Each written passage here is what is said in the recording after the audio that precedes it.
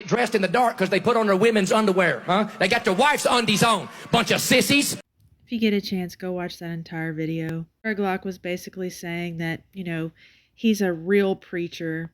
He gets dressed in the light. But the other preachers, all those other preachers, they get dressed in the dark. And they put on their wives' underwear. And then he calls them a bunch of sissies. And then the way that cults operate, okay, for people that don't know this, the way that cults operate, the leader of the cult is always somehow thinks he's morally superior and superior in every way, spiritually, to everyone else. And that is Greg Locke's entire ministry. Pay attention to what he says. He's always one up. He always reads his Bible more. He always thinks he's somehow better. And that's how he portrays himself.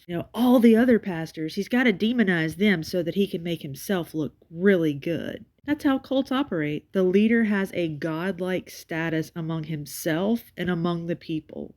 That's why people cheer every time any hate speech comes out of his mouth, because they look up to this man as some sort of spiritual giant, because that's how he talks about himself. It's not because he displays any fruits of the Spirit or any kindness or love or anything like that.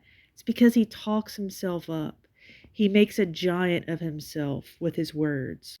But in actuality, he's just a petty little man, a petty little cult leader. At some point, people are going to wake up to what he is. Oh, and TikTok, I'm sharing this for educational and informational purposes. Greg Locke is on your app. I'm calling out his nonsense.